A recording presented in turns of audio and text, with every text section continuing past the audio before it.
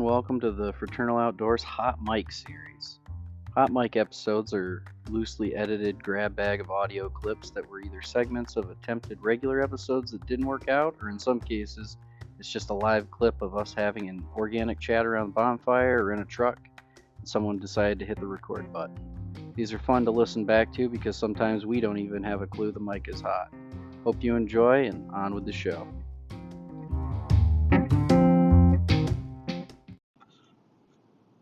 Hi, my name is Andrew. And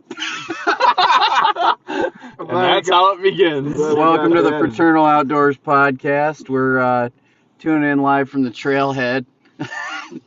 We just got done with a Saturday morning hunt, and we thought we'd sit down in the truck, warm up, and cue the microphones and give a quick recap of last weekend's hunting and this weekend's first sit. So, Shooter, you want to set us up on what we were doing last weekend? Well, I guess we might as well start off with the lessons learned, the big mistakes that we made on our opening morning, Friday morning last week. We decided we were going to go out and sit on Hemlock Lake in western New York. Why do you keep spot burning? Oh, I'm willing to burn this one pretty bad. If I ever make this call again, I'm never doing that.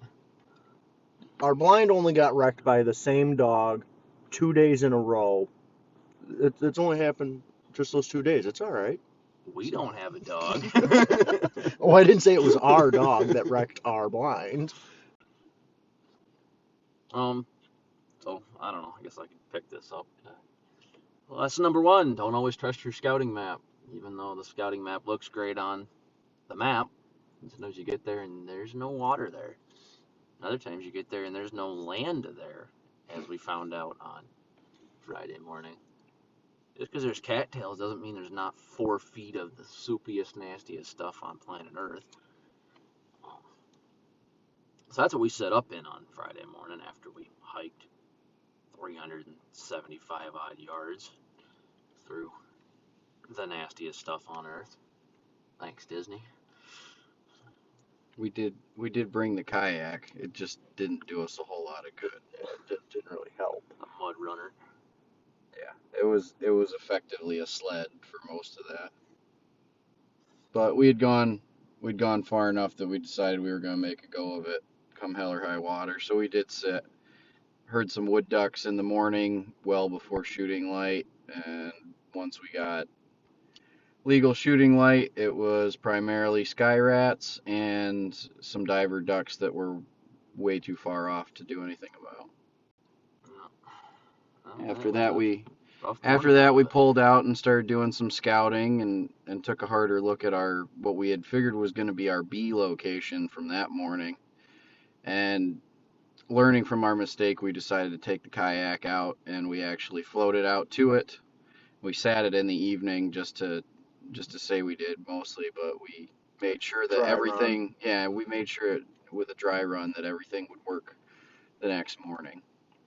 So that next morning we got up bright and early and rolled out, got our kayak in the water, do 2 trips with the tandem so we could shuttle each other out.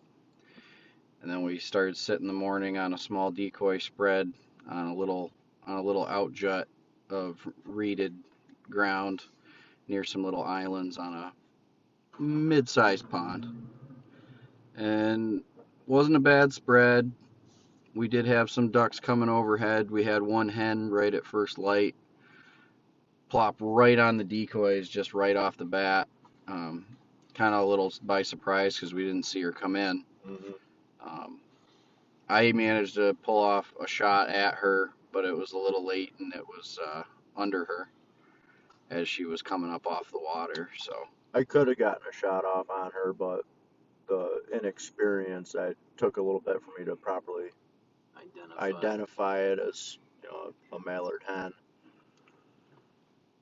By the time I got it identified, I figured she was a little too far away for me to shoot, and that's when Woody pulled the trigger. From my angle of what I saw, I was kind of surprised he didn't get her. He was right underneath her. Made my ears ring real well. expected you to shoot from my left, not from my right. The poor shooter was stuck in the middle. Yeah, I'm usually in the middle, so I don't feel bad for him. Nope. But Well, we learned anyways, and we adjusted for Sunday morning sit. We adjusted. well, that one more wasn't time. the whole You're hit and skip- caboodle for you're Saturday. skipping a whole lot on Saturday. Oh boy, you want me? Okay, here we go. Talk Well, about how you tricked us to go back to the trailhead while you snuck off and got a wood duck. Yeah, Well, why don't you tell us about that? Well, I was gonna say, hey, you guys know you can use a goose call as a locator? Oh yeah, we gotta talk about Woody's magical goose location device. Listen, I'm not convinced this boy can't just summon geese. If you could just learn to summon ducks, we'd be better off. That's what we have you for. Yeah, learn to hit them. Yeah. Hey, You suck the shit out of our asses. Yeah, I managed to call in some geese. They flopped out on the water, well out of range as well. But it was comforting to know that we could at least call something in. After that, it started getting closer to midday, and we decided to pull out. And I was on the first shuttle. I went to go relieve myself, and when I came back, Headers was coming in with the kayak all by himself. Turns out Shooter thought he'd check a drainage pond without us, and as I was helping him pull the kayak out of the water, we hear bang, bang, bang, bang. So I correctly assumed he was finishing one off with his fourth shot. He had to throw another shell in. No, Shooter came back to pick me up with a kayak. He had made some mention of, why don't you drop me off over on that dike there, and I'll walk up it and check that little, the inlet, and see if there's anything over there, if it's a spot we might want to sit. All right, sounds good. He's going on about how he feels so bad that we haven't been able to get a bird. And, I mean, it's only our third day ever going out duck hunting. I think we're doing all right. And he's like, the worst part is I know if I was sitting by myself, he's like, I know I could get ducks. I'm like, oh, so we're the reason we're not getting anything. Okay, I see how it is. Well, don't I drop this idiot off for him to hike up onto the top of the dike, go over, look at that inlet. I get back up here to Woody, and yep, the gun starts going off. Woody and I both look at each other. That motherfucker. We knew instantly. That motherfucker. I'm telling you, it's that horseshoe that must be up my ass. I no more than crested that dike of the pond, and here comes 6 wood ducks to land in the drainage ditch beside the pond. Granted, I may not have been the greatest shot in the world, but I guess one duck beats no ducks. Four shells down. He's not even a good sportsman about it. He's just rubbing it in. Yeah, it was a beautiful wood duck. Oh, it was. Nice. Very pretty. Would have been happy to have made it been more of a group endeavor. I do still feel kind of, I don't know, selfish is the word, or an asshole, because I didn't expect to shoot. See, he's saying these words, but I don't believe them. You hear the lack of conviction in his voice? It was like when I called you out the other day. Like, you're just saying that you're right, I am. I was honest. That's all he's doing, right? He's just saying it. Yeah, you're just saying it. I am. Down there after he shot and recovered that thing, he's like, how do I play this off? Like, I feel really bad that I got this, and they didn't. I mean, look at this beautiful Drake wood duck that I've never been able to kill before, that I finally harvested, and I think I'm going to go get it mounted, and this is a beautiful specimen. But I got to make these guys think I feel really bad because of it. It's like a dog bringing you something dead, and you're like, the dog is so happy, but at the same time, it's like, I know I'm bad. Who's got their bow with them? Because it's a nice-sized doe that's staring at us. Right out in front of us. She can't be, 50 yards from this truck? You got eagle eyes. I see. Right-hand side of that reed bed, just sitting there. There's 2 of them out there. There's just a two. No, there's 2 of them out there. There's 2 now. It's a younger one behind that one that we can see clear as day. They're checking out, see why it doesn't reek here anymore.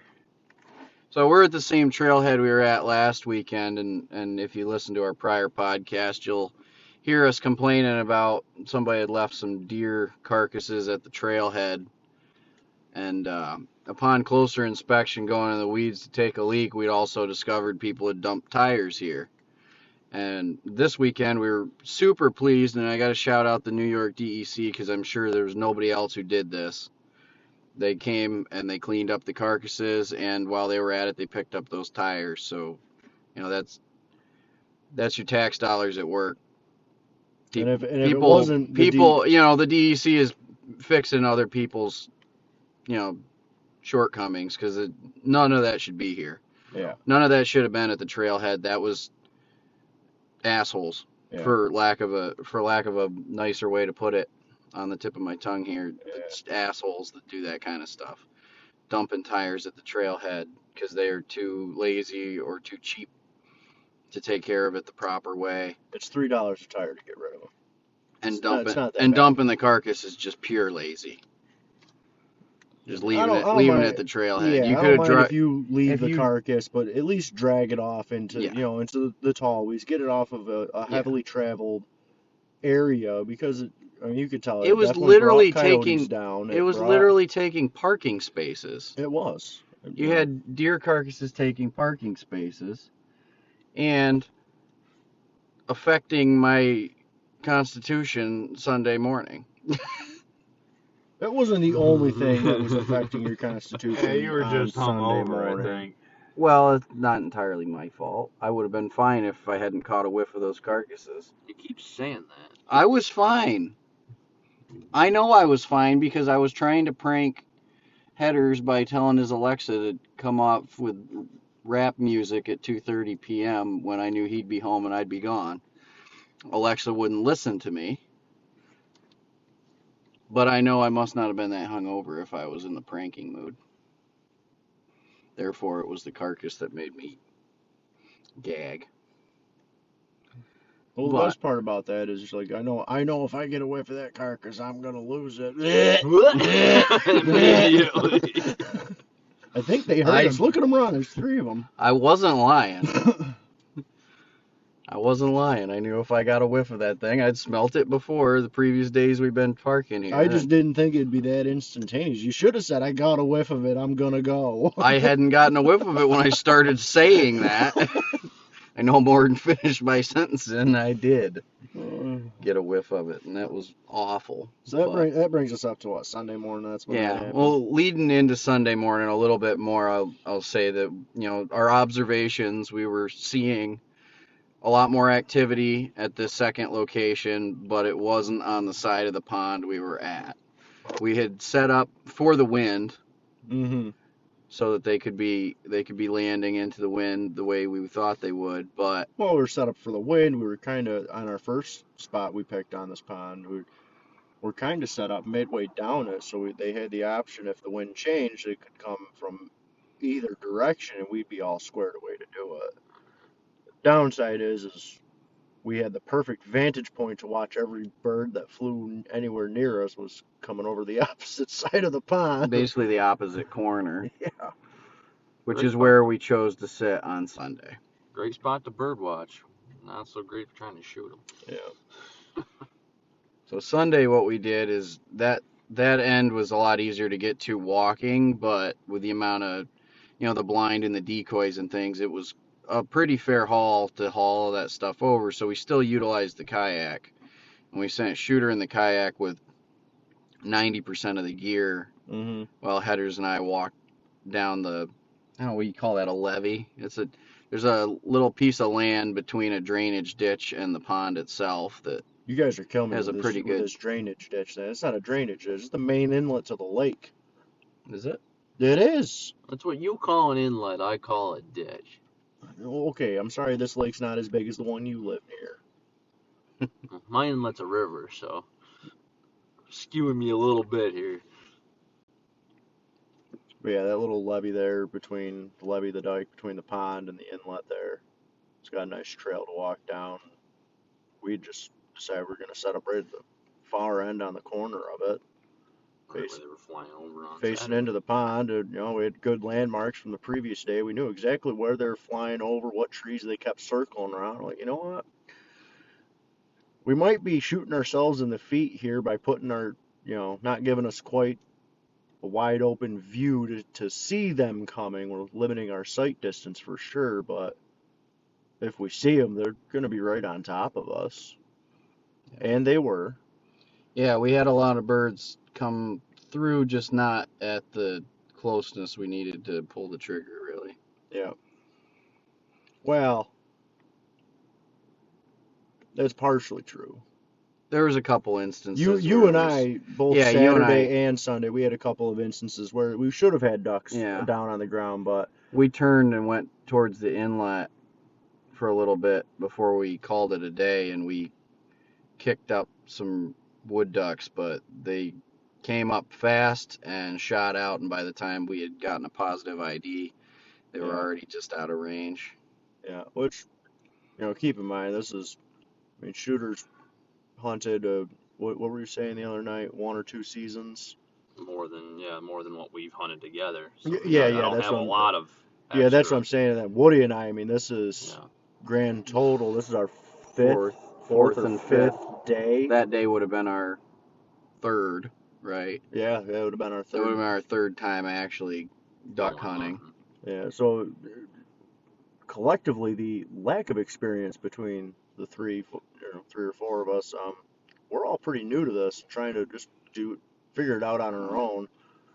So we're taking the little wins, being able to positively ID. Yeah, I counted that as a win of after they flew away, and we're kicking ourselves like, damn it, they were close enough to shoot. But at least we knew they were something we could shoot. Yeah. But just, unfortunately, by the time we knew that brain synapse fired, they were a little too far away. Those two things didn't line up together. We knew they were good to shoot. We knew they were close enough to shoot, but we didn't know it at the same time. Yeah. And I got no issues contacting the DEC if something happens out in the field and I make a mistake. I'll gladly call them, get them out there to sort it out. I don't want to hide nothing. But at the same time, if I can avoid to make that kind of mistake altogether, I'd rather just go about doing it that way. So we weren't comfortable shooting, not knowing 100% what it was. Yeah. But it was a good morning. Only real snafu was right close to first light, and if the messing around intro to this thing doesn't get chopped up and clipped up, you'll already hear us alluding and bitching. Another hunter came along with his dog, and the dog was not what I would consider under control. Well, now hold on, before you really get into it. One of my biggest pet peeves, and first off, I'm not going to tell anybody that you can't hunt public land. It's public land. Go out there, hunt it. For a lot of people, and myself included, for duck hunting, this is the only land I have access to hunt. But you're not the only one that's going to be there. And you need to go out there with that in mind, that there's going to be other people there and there's a certain level of respect.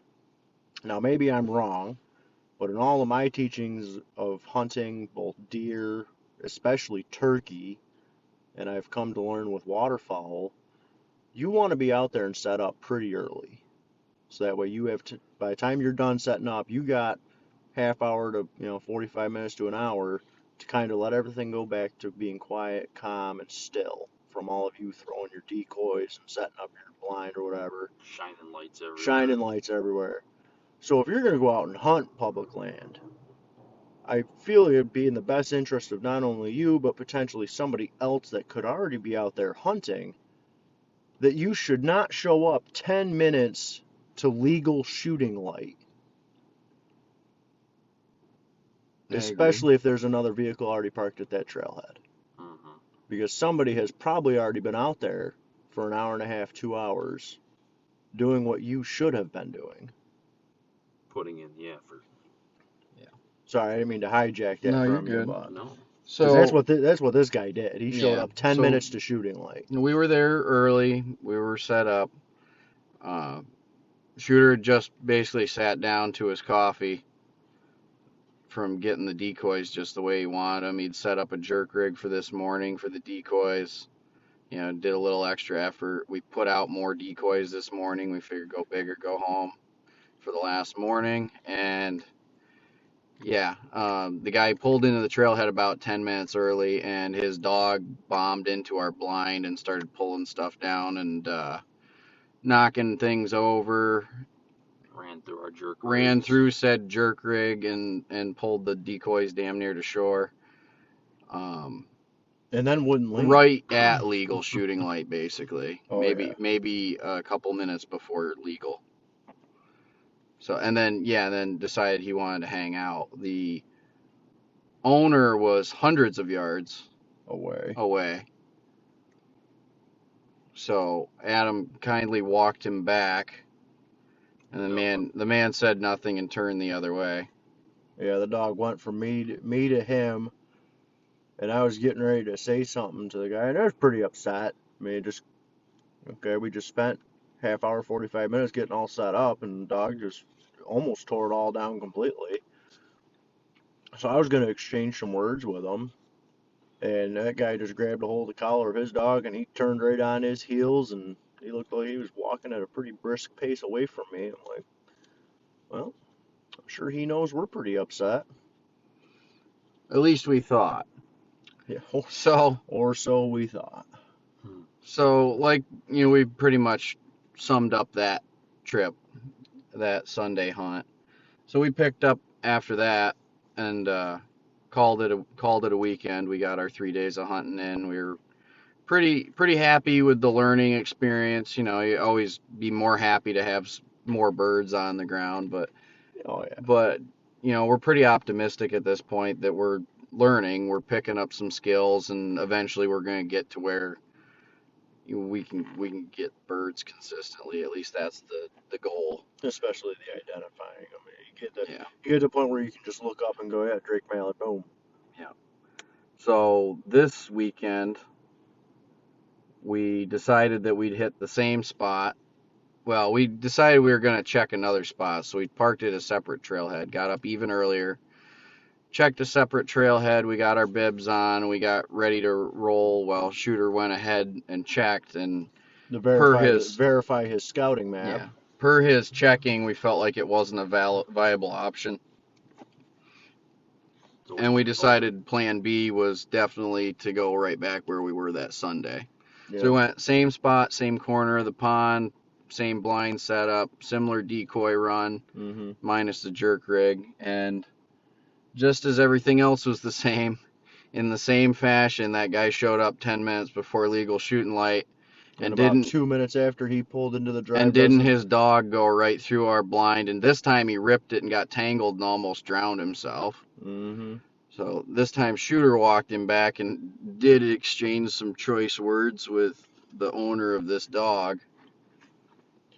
And that's unfortunate, and I know Shooter said some things because he was hot-headed, and we could probably have a more civil discourse with this fella, but at the same time, we could have, you know, we were in the right. There was nothing we did wrong, and what he did was just inconsiderate. So, yeah, 100%. Especially because Shooter was telling us, you said he was a little bit of like an older gentleman.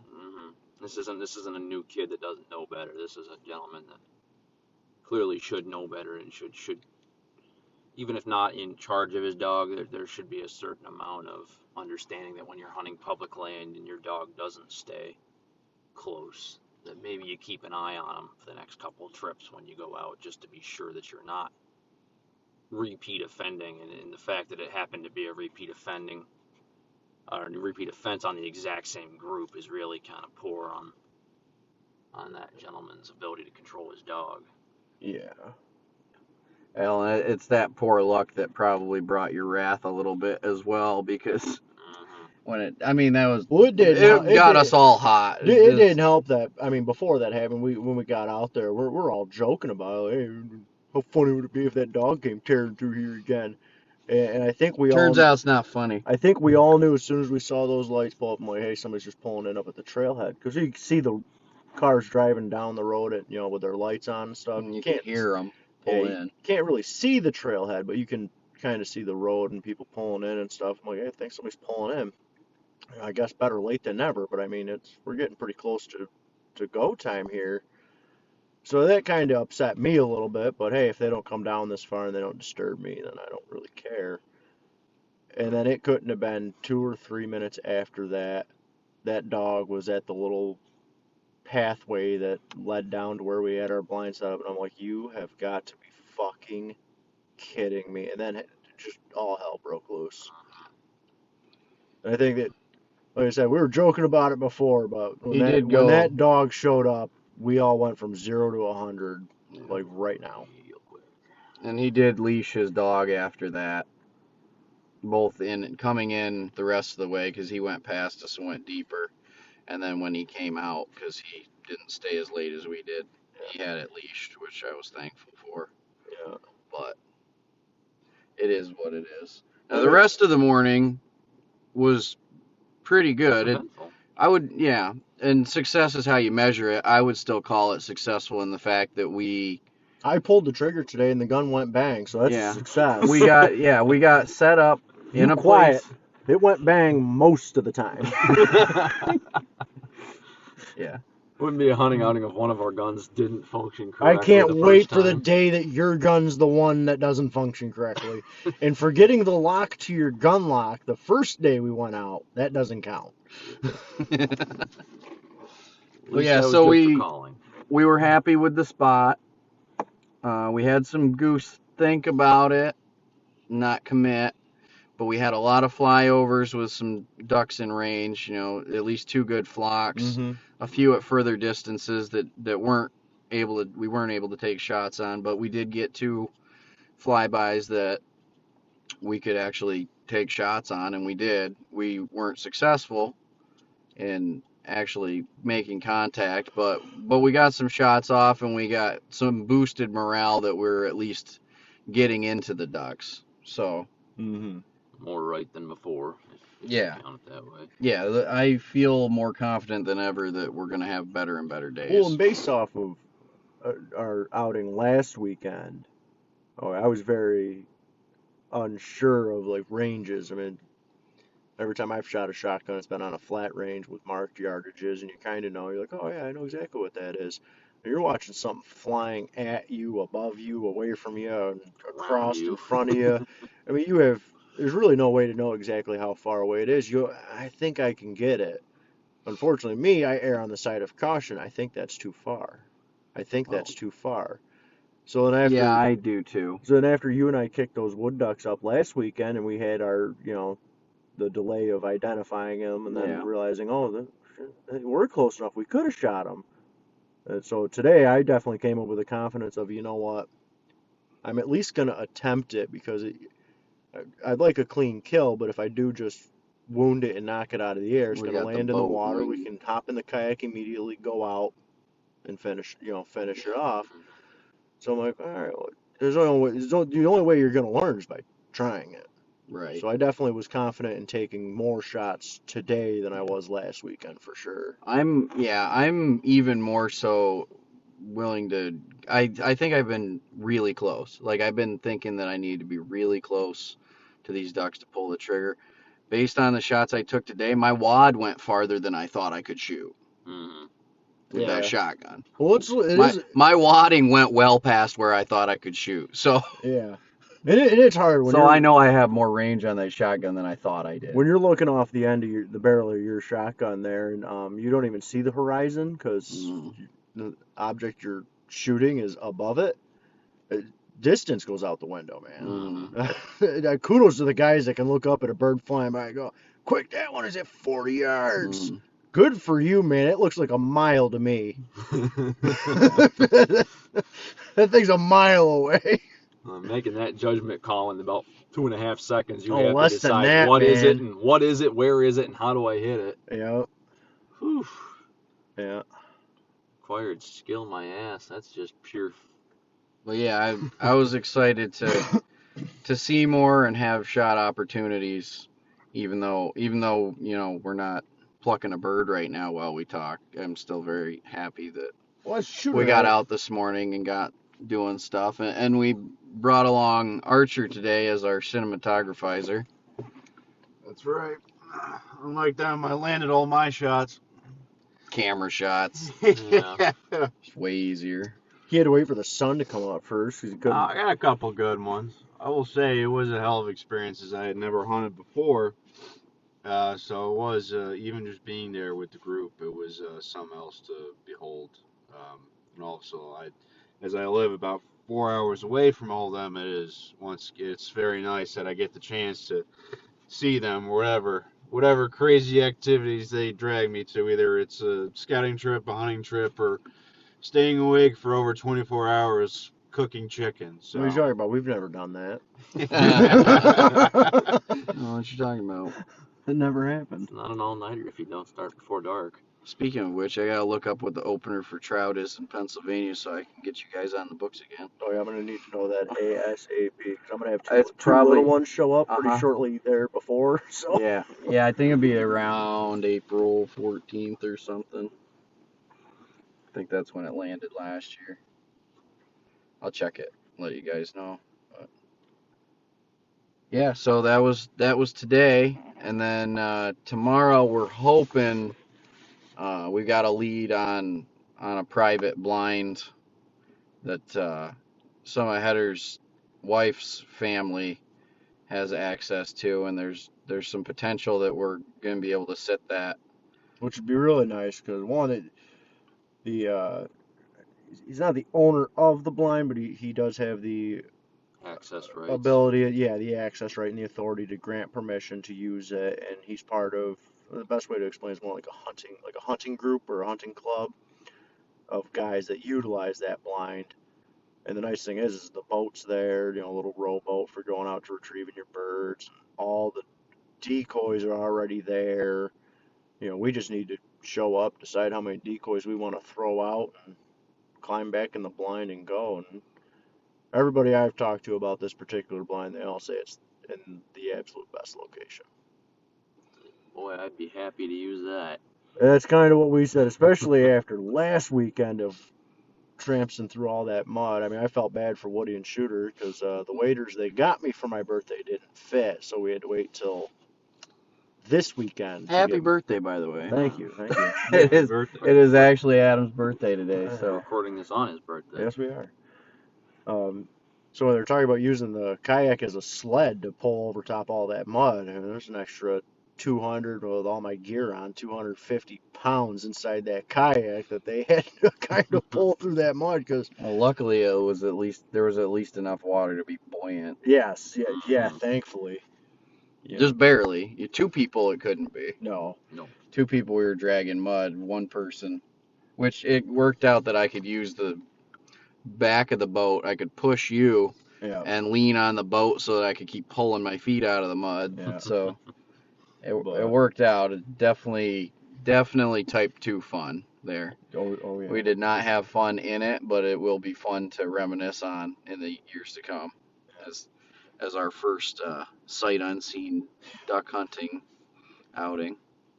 But after all Sight that, unseen being relative, we looked at it with binoculars. It just looked like it's sight unseen. it looked like better dirt. It looked like dirt. It looked like dirt, not just mud. Yeah. But after all that happened last weekend with that, when we found out the next day that we're granted permission to use this private blind, we're like, yeah, we'll take it.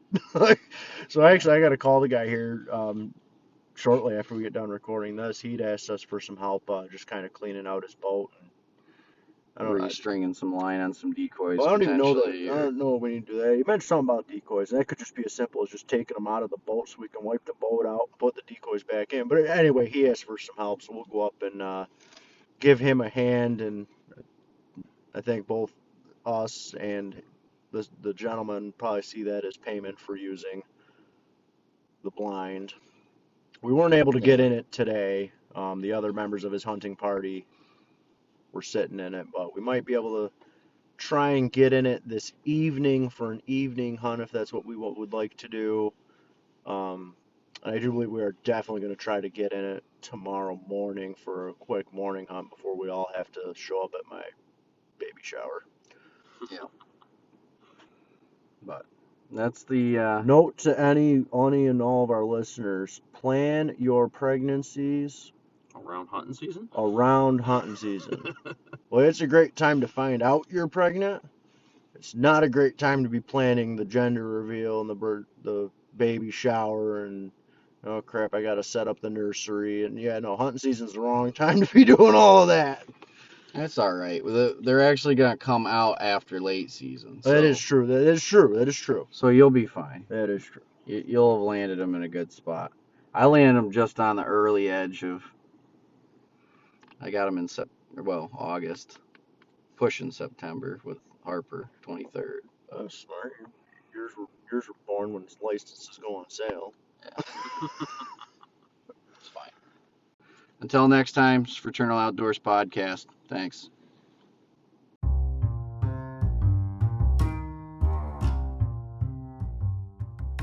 Hello, everyone. Thanks for joining us. If you enjoy our content, please like and subscribe. You can also keep up to date by following us on our social media at Fraternal Outdoors on all platforms. And we love to see what you're doing in the outdoors as well, so please use the hashtag Fraternal Outdoors on your content so we can follow along. All the best in your outdoor pursuits, and catch you next time.